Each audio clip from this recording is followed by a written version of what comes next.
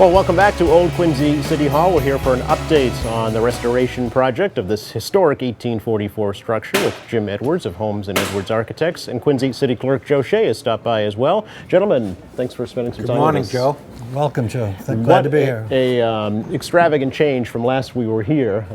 There's walls, there's doorways, there's lights, there's heat, Jim. And there's action. And there's action, yeah. So, no, a lot has happened since you were here before, Joe, and we're pleased at this juncture to be able to show it to you. So it's going to be a nice little survey we do of the building.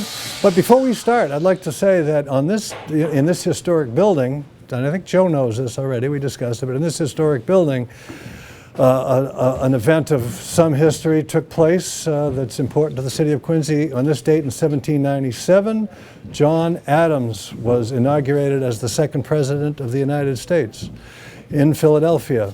And he recounts in some of his writings that as he saw George Washington, his predecessor there at the event, at the inauguration, he thought to himself, he could feel a sense of George Washington thinking, I am fairly out, he thought George might be saying, and you are fairly in. I wonder which one of us is happier. That question remains unanswered to this day. It does indeed, but 1797 on this day in history. So. One of many historic landmarks and events that have happened on this property, certainly. Yeah. Give us kind of a brief update, if you can, on where the project stands right now, as opposed to where we were last time we were here. Well, the project, as you can see, has made many strides. We were set back, as you know, by that tragic fire on September 30th of last year, but the general contractor has made up ground at this point in time and is almost a little bit back ahead of where he was at the time of the fire. So we'll visit the area where the fire occurred. We'll see the damage that still remains. And but in the meantime, all the mechanical systems that were in the building were taken out because of the fire damage. There was no question from the insurance company about what should come or what should go or what might be damaged, what might have water damage, smoke damage, those sort of things. Every piece of mechanical equipment got taken out. Every piece of wiring in the building was taken out, and the floors were removed in the area of the fire, certainly. But since that time, it's all been replaced, and the project now sees drywall, painting, the mechanical systems are back in action. As far as the installation is concerned, certainly they're not up and operational yet. The heat that we sense in this building is from temporary heaters that are set up. Okay. But you can see, you can't see it from this angle, but you will be able to see some of the finishes that have been installed, the cherry wainscoting and wood door frames. So a lot has happened, and I look forward to the tour with you, Joe, and Joe. Likewise, yeah, Joe, and I'm sure you're in your office are getting excited. It's pretty amazing, you know, you work here every day on the property, and you look out, and I'm across the street, of course, but when I'm in the glass building every day, and I peek out from the mayor's office or from personnel or somewhere, and you wonder, and who come in here, because you don't come in every day, you can't, and you don't want to be in the worker's way, but right. It's amazing now that it's formulated and you can see where everything's going to go, so it's really exciting, and as a layman, it makes you want to, you know, be here tomorrow, but I don't know if we're rounding third. I don't want to quote a baseball terminology because we're heading for third, Joe. We're headed for third, okay. and the mayor mentioned at a department head meeting certain dates, so it'll be exciting if we can stick to them. But I think the public will be here. The taxpayers will be in this building in 2015, which is a good thing. So beyond that,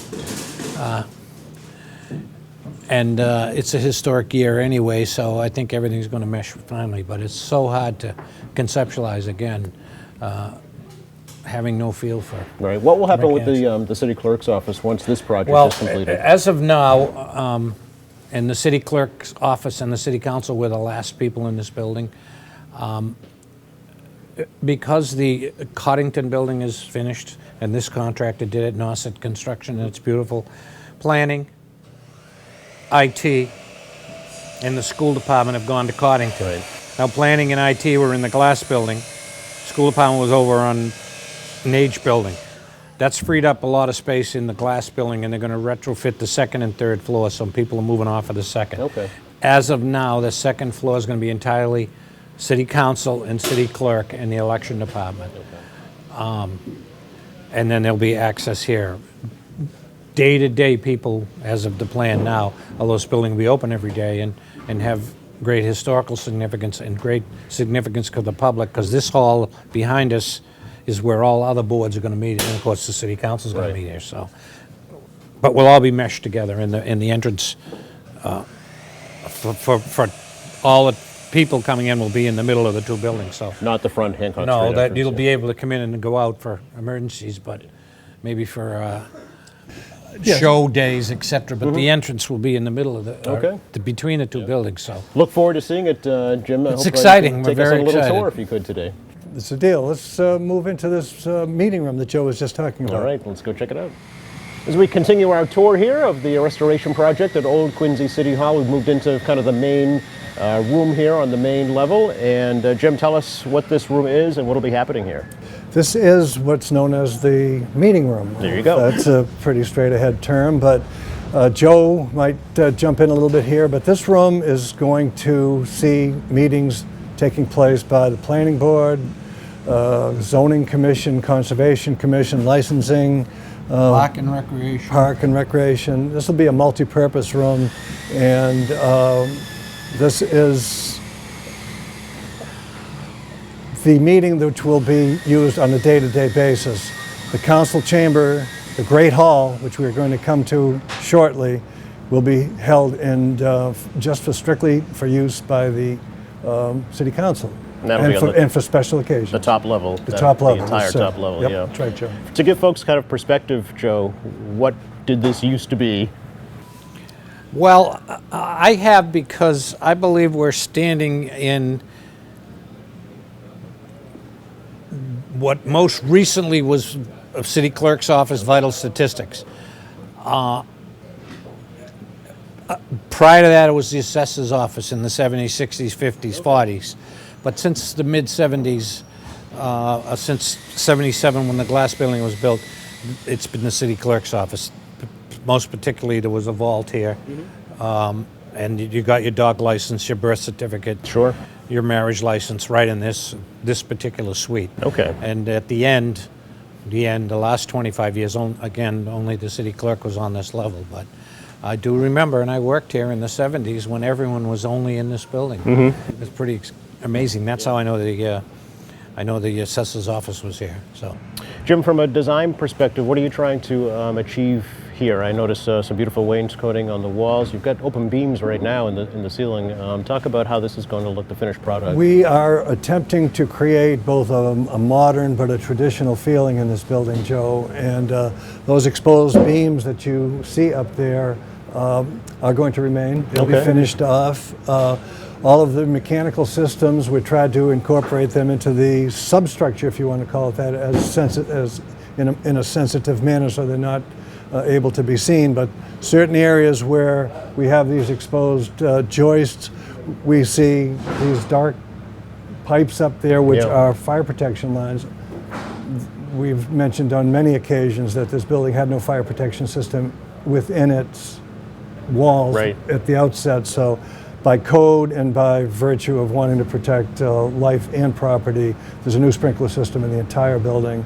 And that's a huge, huge benefit for not only the people who will be here, but for this historic structure. You know, any fire that may occur again in the future, hopefully this would knock it down quickly before any significant damage ever occurred. Okay. But there are new mechanical systems, HVAC, temperature controlled. There's new modern lighting systems. There's new fire protection systems besides the fire detection systems. So it's a very, very intricate bit of engineering that went into this project. And but it is, as I say, an attempt to blend the new with the old and create a building that the people of the city and the administration can think proudly about as far as its historic roots, but also its adaptation for modern use too. Yeah, I see some beautiful large windows. Obviously, the flooring is not down yet, No, but no. this will be a wood floor as well.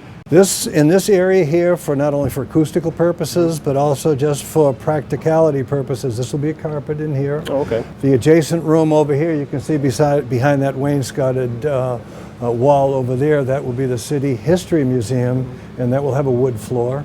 And we have an entrance addition to the building, replacing the old stucco edifice that was kind of built through the years. I mean, it was built like Topsy, really. I mean, it was a first story addition, then it got widened, then it was a second story, and it finally worked its way up to have a third floor in it. It was a really kind of a homely piece of work. It was in terrible, terrible condition. But that annex addition that we have out there, that'll have a granite floor. And that granite will be from materials salvaged from old Quincy High School and various parts around the city. So okay. we're trying to bring back as much historic material elements within the design while we're at it. So. You'd mentioned, fire protection, and of course, the most famously, a 3-alarm fire here just back in September of 2014. We're going to take a look at that site and talk about the damage that was done and the repairs that are being made, and we'll take a look at that next. So Excellent. Look forward to that. All right, thanks, gentlemen. As we mentioned, September 30th, 2014, 3-alarm fire struck here at Old City Hall, and we're at the scene of the origin of that fire. And Jim, if you can talk to us a little bit about the damage that was done and the repairs that have been made so far. Well, the damage was significant, and I think as a lot of people are starting to understand, that figure, construction cost repair figure, has gone well over $2 million at this point in time. Again, all taken care of by the general contractor's insurance policy, and there's no cost to the city except in a delay. About 4 months, as I understand. 4 months. About a 4 months. 4 months. That's right. But this is the area where it started. The fellow was out here, apparently had a torch and was trying to steal the copper piping. But the fire just absolutely destroyed everything in this area. It raced out through this window. The window that window was already in. It's the same configuration of those windows down that you have seen further down the wall here. But the window was completely and totally destroyed. Flames licked up along the outside of the building and destroyed some of the granite. One of the reasons that you see this temporary enclosure here is it's taken us a considerable amount of time actually to find a replacement granite that it matches as closely as we possibly can for the granite of the existing building. Now, I don't know how many quarries there were in Quincy back in those days, but many, many dozens, and it's hard to get an exact match, and even if we got something that was right on, as we would say it, that granite has been weathering for 170 years, and that's a southerly exposure, and it's really gotten to be a handsome facade. So we're matching it as best we can. It'll be close, but it's taken a lot of time to get that granite that matches as closely as we have. We searched all over the city. Currently the sections are being milled at a stone mill in Rhode Island, and we're getting ready to replace those. That area outside is all enclosed so that work can take place even in the cold weather. But shortly those large stones will come back. We'll replace that wall.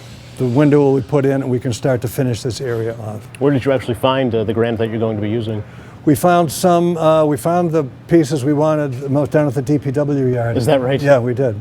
Just in storage or being used for something? No, it was just as a riprap. They just had it laying there. But the DPW has storage. If something happens, something gets torn down, it gets stored there. The mayor and the DPW crews are very aware of the importance of this natural material. Not making it anymore, right? They're not making it anymore, and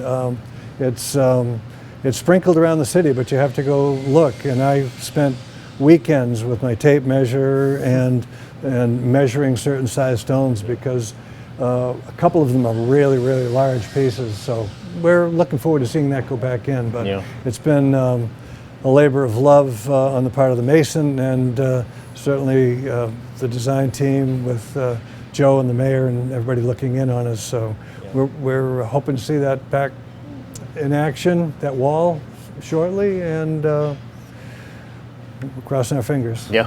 Well, Joe, from a city perspective, I'm sure it must have been devastating when you first learned about the fire and the damage. I think, and I know I've said this at the day we cut the ribbon and many meetings, and it's probably earlier in this presentation that you're all putting together. I used to lay awake at night and worry about a fire. You have said that many times, When yeah. I had all the historic Yep. documents in the cellar up on pallets because it was wet. That's right. And the current birth, death, marriage records and Sure. voluminous records, original city council records. So to get the call that old City Hall was on fire was, if there's a good news, it's that everything's been out of this building for 2.5 years. Right. And stored somewhere else.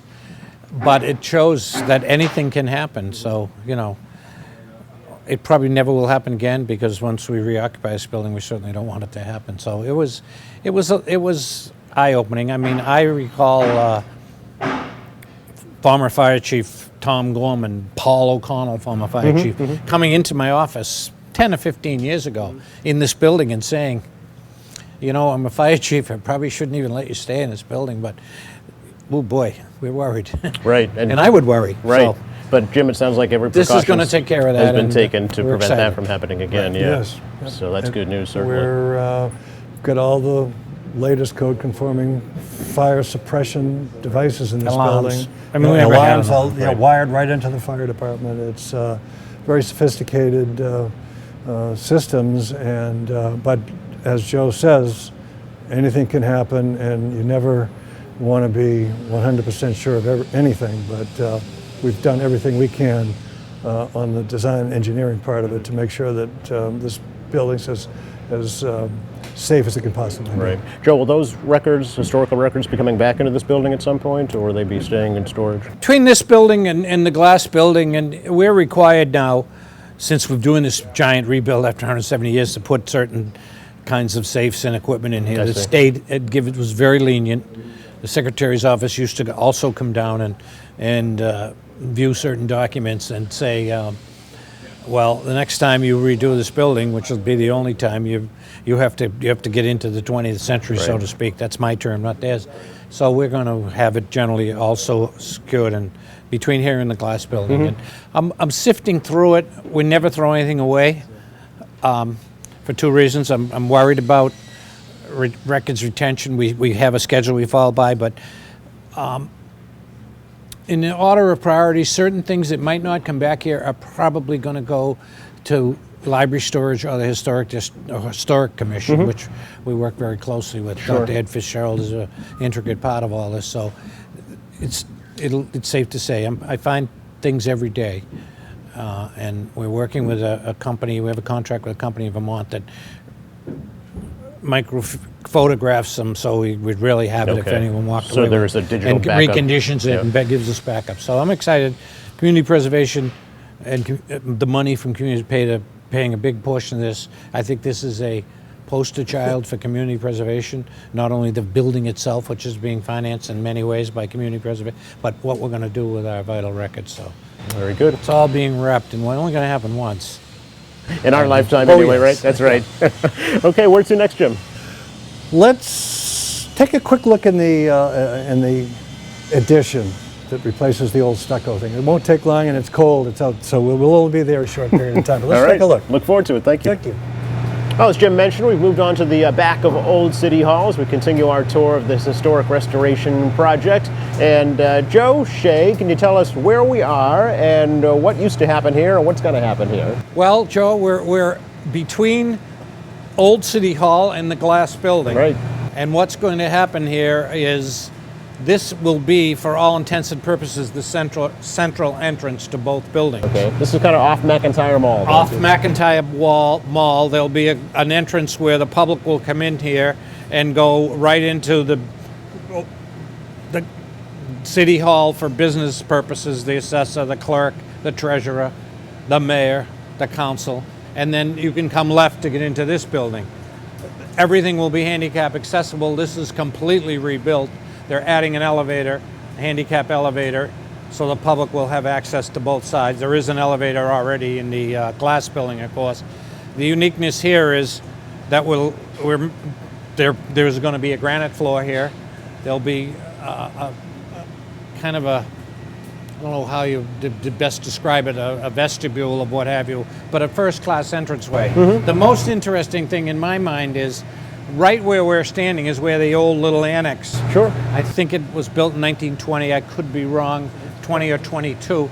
And it's taken off, and you see the bare back wall, which is what from 1844 to 1920 was the rear entrance. So this has And this not is been the seen. original Okay. West Quincy granite, which is going to remain. Yep. And the public will be seeing that when they walk in. There's going to be nothing in front of it. Be cleaned up a little, of course, and it's so to me that's very exciting. And to see what people did in 1844 and how they just put this all together, and it's still here, it's still standing. A testament to construction. Oh yes, yeah. it is. And so.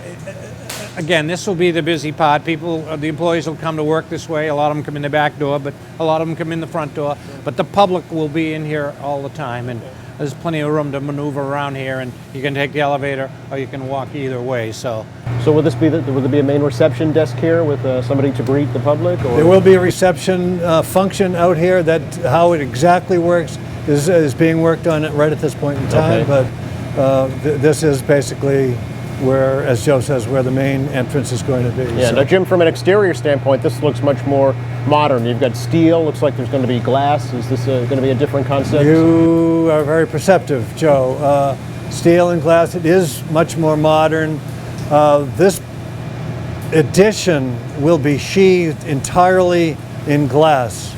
And that is being done for a number of reasons. But predominantly, we wanted to make sure that whatever we put as an addition that is touching this old sacred granite is as light and as delicate as we possibly can. We didn't want to impose some bulky, clumsy material up against this building. Right. So it not only is the design of the exterior attempts to do that, but it also provides a beautiful way for people on the outside to look in, perhaps if the building, or as they're passing by on the way to the T station, they could see in and see this historic wall that Joe has, so nicely described. Yeah. They will also be able to see through this building, Yep. very transparent, to be able to see out to The cemetery. historic Yeah. cemetery, Sure. which has just gotten, Joe mentioned community preservation. Community preservation just got another grant to do additional work in the Hancock Burial Ground. So that's big for the city, historically, for tourists, those kinds of things. But to be able to perceive that cemetery right through this building, Yeah. and for people then to be within this space and to be able to see the annex, see out into the cemetery, see into McIntyre Mall, which will be transformed really into the new Adams Green, or part of the new Adams Green. I mean, I just have so high hopes for this space as an exciting space for people to enter into, or to pass through, or to look into when it's completed. Sure. Now, will the current reception area that's in the glass building now remain, or will that shift over here? I think that will stay. Okay. It will stay. There are still functions that reception spot can maintain as far as directing people to various functions within the Sure. within the annex. Very interesting. This is going to be exciting, and it's they've got this tarps and closing it right now because Right. shortly they are going to start to do the work that's required to put that glass in place. So we're getting there. Now, how has this, I have to ask, how has this winter impacted this project, or has it at all? Oh, yes. It has impacted Sure. us. Where maybe the general contractor is looking for an extension of time, and that does mean money, but they're up to 8 or 9 days that they're looking for as an extension of the contract. Their general conditions has to be extended somewhat, but it's been just brutal. I mean, their inability to park, to get machines in here to work, to make deliveries.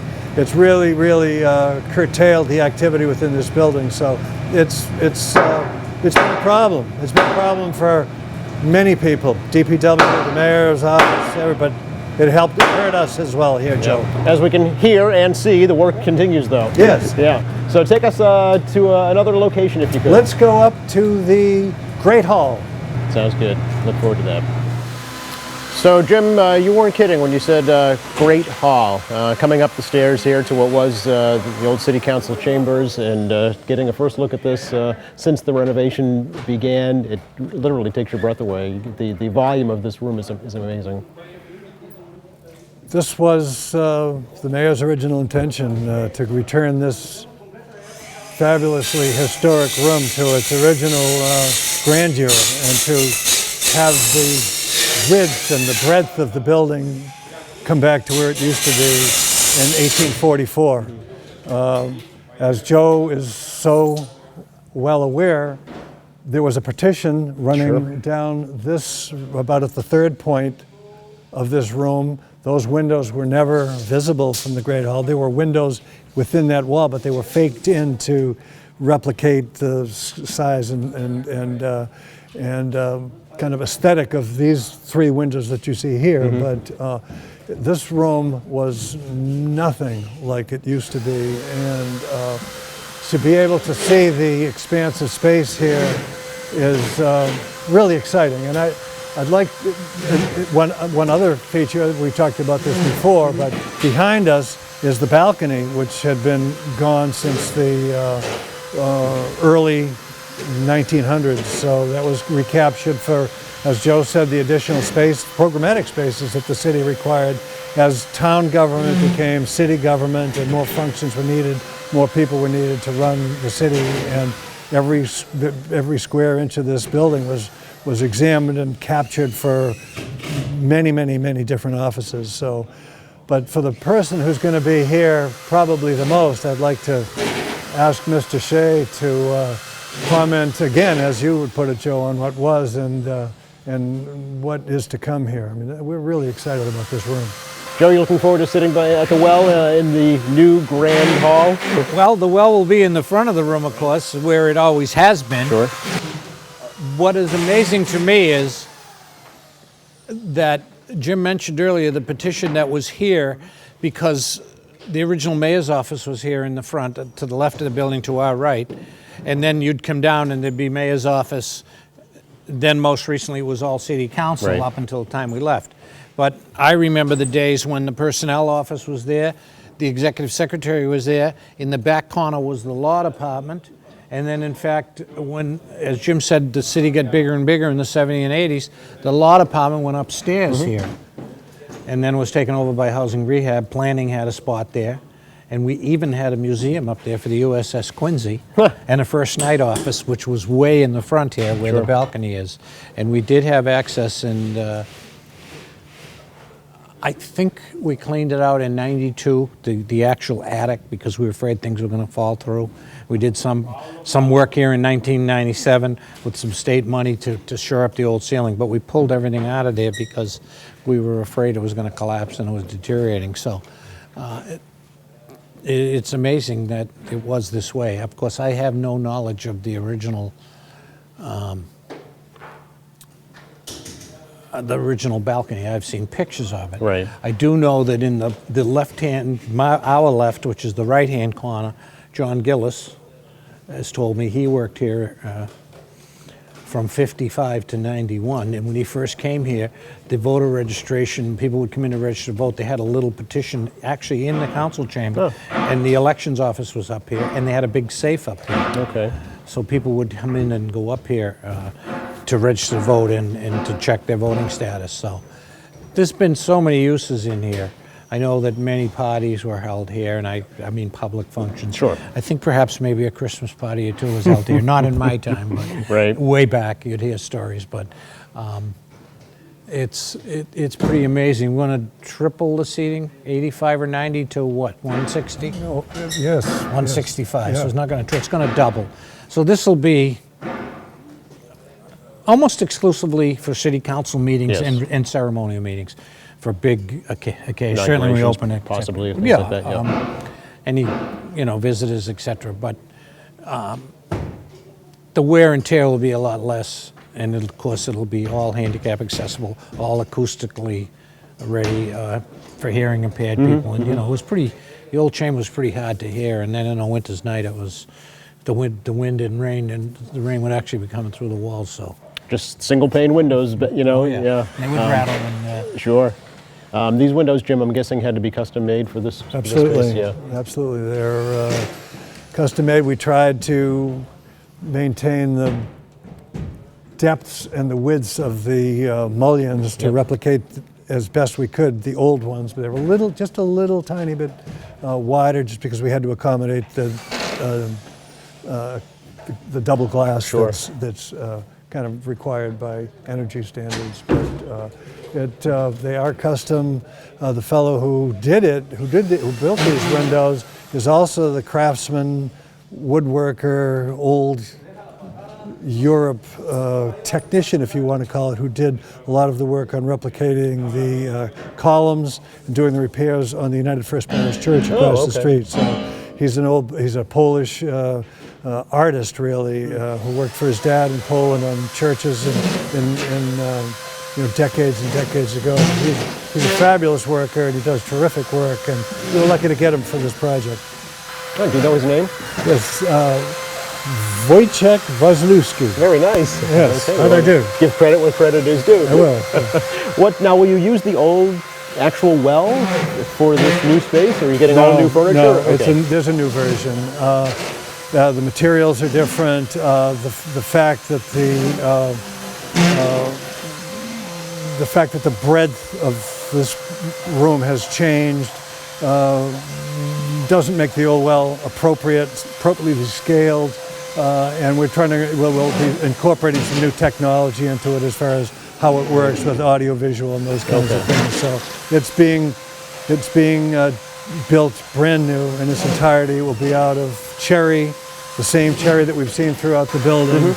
There'll be a cherry wainscoting in this room with a nice gold leaf stencil, which Joe was actually the one who found the picture that allowed us to find the means to replicate that. So Joe and his historical archaeology found this for us. So we're going to replicate that at the top of the wainscoting. And then when we started to take the building apart, and during the demolition phases, we found some let's call it cornice work, which was actually original to the building, and it was in terrible, terrible condition. I mean, it was plaster, it was deteriorated badly, it had been cut up in so many places, so there was no way we could kind of save it. But what we did is we took profiles of it, and we are replacing the parts that have this intricate profile with a composite material, and trying to replicate as best we can the frieze that was in the original hall. So how closely will this Great Hall resemble the original? it will be very close on the sides. Okay. Except that the wainscoting in those days was painted, and it had gold leaf, and it had some rather, I'll call them Greek Revival colors, but they were, when in our investigation, some of them aren't something we'd probably want to replicate today. But the rear wall, if you want to call it, the main wall against which the council will have the backdrop, will be a little bit more ornate, again, cherry, and with a little bit more grandeur. But the essence of the space will be as it was, and it's going to be well worth the effort that everybody has put into this too. So. And the balcony will be used for what? The overflow. Okay. So public seating up there? Public seating up Okay. there as well. But we'll see how it turns out. I know this is going to be a popular public space, but how often that is needed remains to be seen. But that doesn't detract from our efforts to bring the hall back to, however often it gets used, or however many people use it. We wanted to get it back as close as we could to the way it used to be. Joe, anything special planned for the very first council meeting in this new space? We've had 1 or 2 meetings, but we're accelerating now. We're trying to get a date. I'm positive there will be a special prior to the first council meeting, which is set by ordinance, first and third Mondays. We will have the opening ceremonies here, which will wrap it all up, and then we will have an opening council meeting. So it'll be exciting, and I'm sure we'll fill this chamber. So we have so many people that keep calling us, stopping by, and asking, you know, how we doing, when are we going to get in here, etc. So we got a very long list, and the public will be here, of course. So we're excited. It's a good time, I guess, Jim, to ask you about the construction timeline as it stands right now, at least. Yeah, we're aiming to, with the delays from the fire and the delays from The Mother weather, Nature, we're looking sometime this summer, and it depends on how the rest of the winter treats us, but hopefully midsummer will be completed here, and we can start to get ready for the coming council season. And I have to say, I've watched Joe so many times, not only on television, in person, up front here running these meetings, but it's going to be exciting to give him a new place to hold forth. So I can't imagine that you're not excited about it, Joe. Well, it's a long time coming, but I'm sure, like a lot of things, after it's here, you'll say, you know, we should have done this a long time ago. But you know, I applaud everyone, current mayor and office holders, because they bit the bullet and got it done. So it's so very exciting. Initially, an $8 million project. Where does it stand right now, Jim? Well, it's creeping up. We've presented to the City Council a couple of weeks ago that we want to review the budget with them in the coming weeks, and we're still gathering all the facts and figures for that presentation, Joe, but it's complicated by, you know, the construction was complicated by reason of the structural integrity of the foundation of this building, which caused us some headaches and some engineering gymnastics that had to happen, and with resultant cost implications. You can't see behind it, but I might have shown you in a previous, I think in a previous visit here, we had angles bolted into the corners of the walls to kind of keep. They were splitting. They were coming apart, and you could never have seen that from the outside. You couldn't see it until you took the old plaster finishes off. But those kinds of things have added to the cost of the project. The fact that as we have proceeded along the path, shall we say, we have been working closely with the folks designing Adams Green. There are electrical requirements for that particular facet of the city master plan, and those electrical requirements are considerable, and we've had to work closely and in some delay with the electric company as far as upping the size of the electrical transformers. How much of it gets apportioned to the park, how much gets apportioned to this building. There's a new vault, which we'll see the next tour. I think we saw it earlier. You might have aimed your cameras down in there, but there's a big cistern, if you want to call it, beside the building, which we haven't been able to work on this winter because of the weather, but that's going to be the container for the water for the fountain vault. And there'll be large pumps that pump water out into these 2 fountains that are going to be in the park, and those required additional electricity. And we've been working carefully with the parks people, but those kinds of things have added to the complexity and the cost of the project too. But that's all being assessed. It won't be that dramatic, and we look forward to going before the City Council and presenting a logical explanation to them of how these costs have occurred.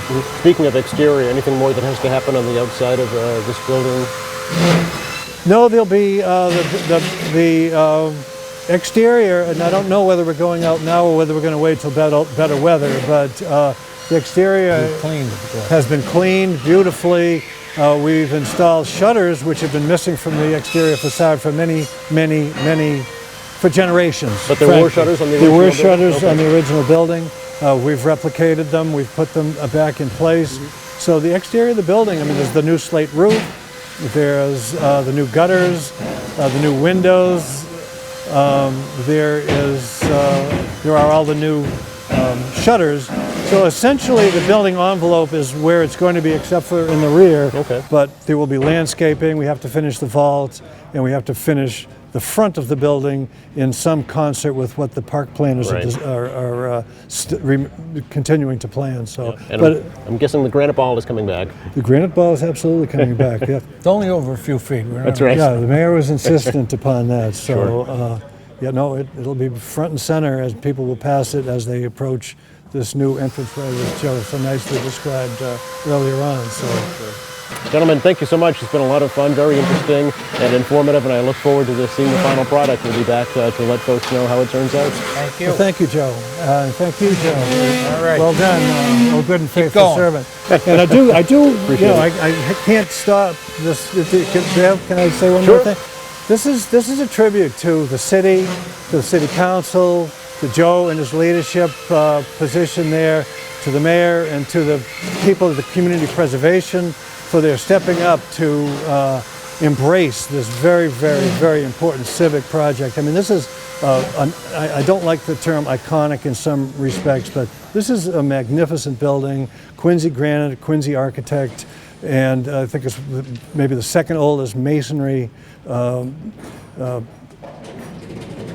place Seat of government, basically, right? seat of government Yeah. in the country, and for the city to come forward and step up and maintain it and take care of it and bring it to the next generation, fabulous, fabulous. I mean, it's a tribute to all of us here in the city of Quincy. So I thank all of those people. Thank you. Again, appreciate it. And thank you at home for watching. Appreciate you taking this tour of Old City Hall with us here at Quincy Access Television.